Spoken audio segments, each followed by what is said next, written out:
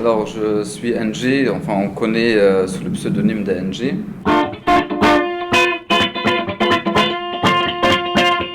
Moi, je suis Nicodème Morasquel, je suis d'origine italienne, venu en 1964 ici au Grand-Duché. Oui.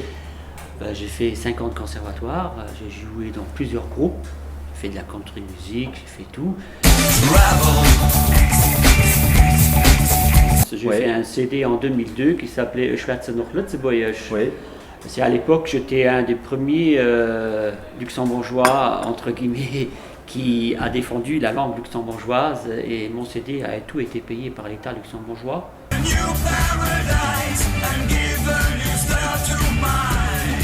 Il faut dire aussi que tout le monde s'arrache David, hein, parce que je me souviens il y a 10 ans quand on a joué le Emergence ensemble, il a été nommé meilleur jeune batteur au Luxembourg.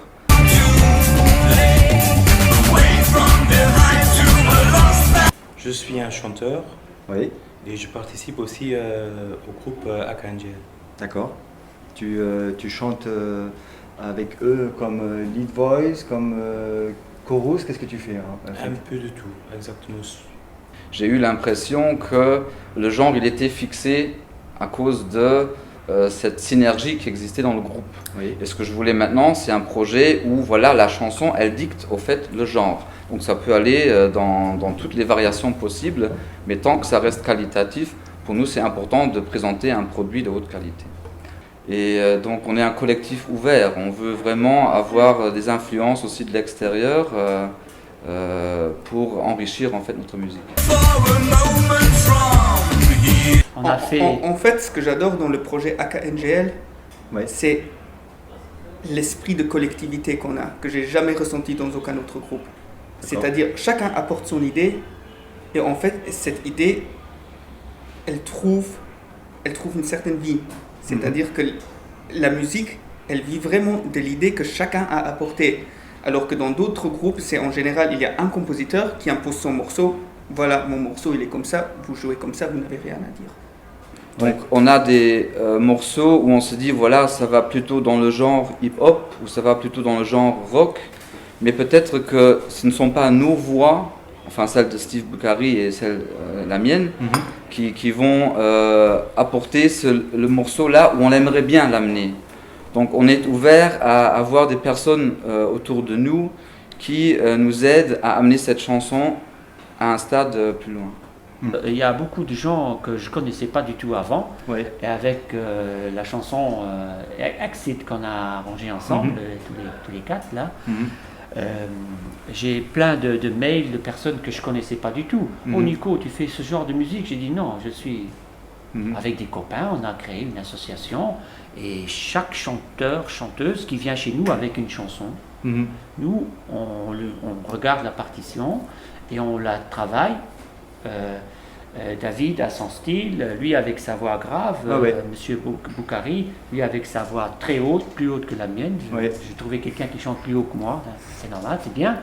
Et on arrange des chansons à que ça fasse bien, quoi. Et même on prend des gens qui n'ont jamais été dans un studio, on les entraîne à chanter.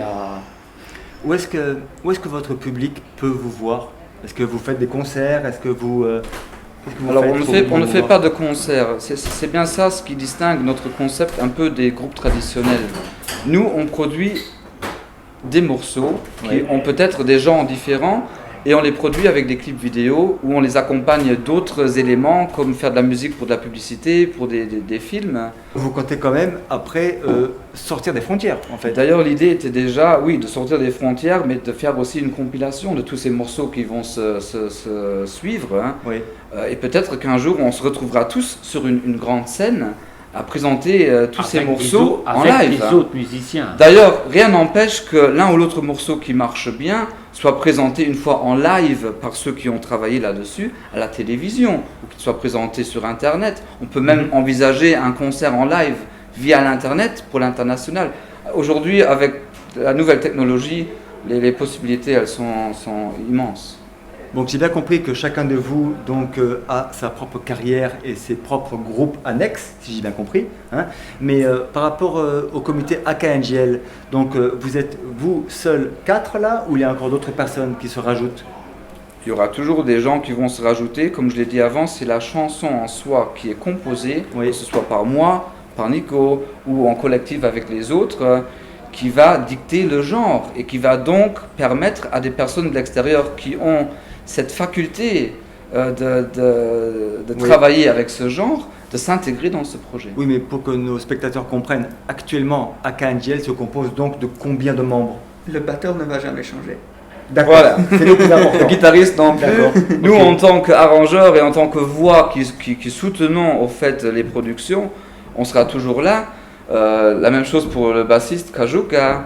Et après, vous avez un turnover. Voilà, il y a ce noyau dur du projet, mais c'est ouvert à tout le monde. Donc j'invite toutes les personnes à l'extérieur qui nous écoutent, qui sont intéressées par la musique, même si c'est des amateurs. On est content qu'ils viennent pour enrichir au fait le projet. Moi je parle maintenant juste du territoire luxembourgeois. Est-il possible de vivre de sa passion de la musique au Luxembourg? Non. Moi en tant qu'initiateur... Aucun de vous ne vit donc de la musique au Luxembourg? Non, mais si je peux juste vite faire rajouter, on a quand même au Luxembourg une chance incroyable. Ce qu'on a nulle part dans le monde entier, c'est que même pour des concerts, on va dire pourris dans des cafés, on y est payé. Et ça n'existe nulle part. Par exemple, les groupes à Londres, ils vont jouer à des festivals, même un grand festival, Glastonbury Festival. Ils vont jouer devant 10 000, 20 000 personnes. Ils vont recevoir zéro. Donc rien. Vous pensez que, et ici, que au les Luxembourg, Luxembourgeois prennent votre passion comme un travail, de l'art et un travail. Il faut prendre tous les artistes comme des travailleurs qui travaillent à 200%. Juste pour compléter ce qu'a dit David, il n'est pas possible de vivre de la musique uniquement en restant basé sur le Luxembourg. Tout simplement, ce n'est pas possible parce que le Luxembourg il est trop petit. Chance de faire la connaissance d'un certain monsieur, Dave Van Damme, qui a écouté notre premier morceau qu'on a maintenant produit professionnellement. Et il a tellement aimé le morceau qu'il a dit je vais le présenter au directeur musical du film.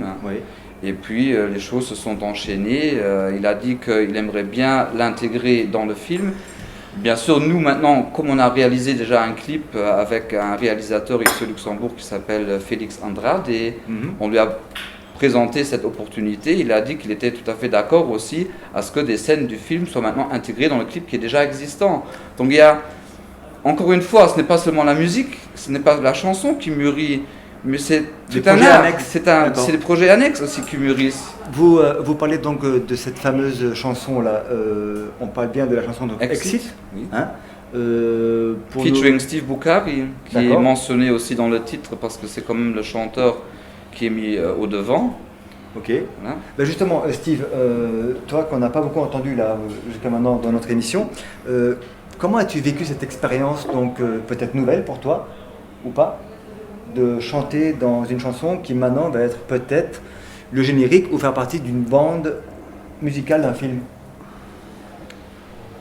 Je suis surpris, je suis content. Je laisse venir envers moi. D'accord. Donc si j'ai bien compris, tu fais plus ça par passion que par intérêt. Exactement. Ça vient donc du plus profond de ton âme en fait. Oui. C'est ce que tu ressentais. Oui. D'accord. Ça fait longtemps que tu veux faire de la musique? Oui, un peu quand même. 20 ans que j'ai commencé. J'ai joué aussi dans un groupe avec Patrick Court dans Hidden. Oui.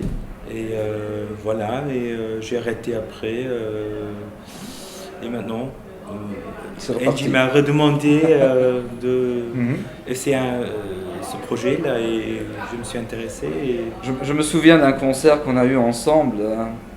Avec le groupe, avec David, In Between, où on a chanté une ballade ensemble. Et moi, j'étais toujours fasciné par la voix grave de Steve.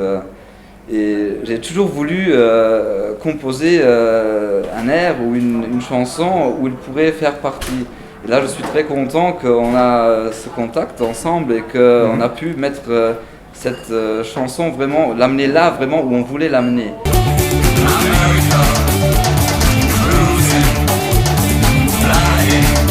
Personnellement, je trouve que Exit est un très bon morceau. Pas parce que j'y joue dedans, mais quand je l'écoute, j'aime vraiment bien l'écouter.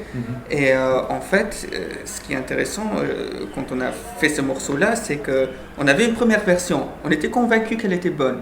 On était parti en boîte, une soirée, et on voulait la faire jouer par un DJ, une connaissance commune. Donc on s'est dit, allez, tiens le morceau, joue-le pendant ton programme. Il a écouté le morceau, il a dit, désolé, ce morceau-là, je ne peux pas le jouer.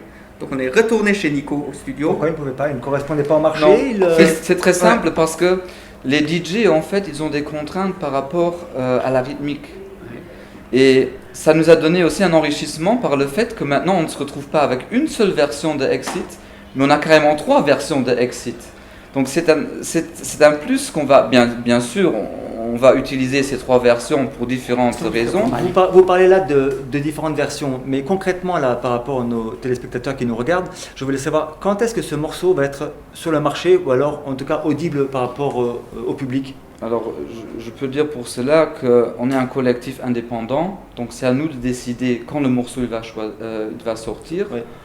La version finale, elle est là, elle va sortir très bientôt en diffusion sur Internet, elle pourra être aussi achetée. Mais pour te répondre concrètement par rapport au marché international, j'ai été le week-end dernier à Paris, j'ai parlé avec quelques professionnels auxquels j'ai fait écouter le morceau Exit. Et dans des labels professionnels ou grandissants, le souci est toujours qu'ils ont une certaine image aussi à défendre. Donc peut-être que ta chanson du moment ne va pas rentrer dans le goût ou dans ce qu'ils font pour le moment, ou peut-être qu'ils vont dire qu'ils ont trop cet esprit commercial, ils vont te dire voilà il faut couper un verset par là, il faut rajouter un solo par là.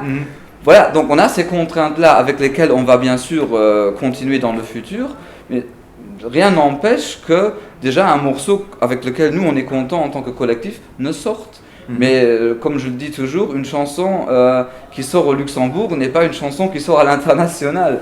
Donc peut-être un label un jour sera intéressé par l'un ou l'autre morceau et va l'amener encore plus loin. Et tant mieux. Si je peux me permettre, si quelqu'un veut par exemple te contacter, où est-ce qu'on peut avoir des renseignements sur toi? Notre site qui est KNG vient de nommer AKNG. Donc on a une page sur Facebook, facebook.com bien sûr, /musique.akngl.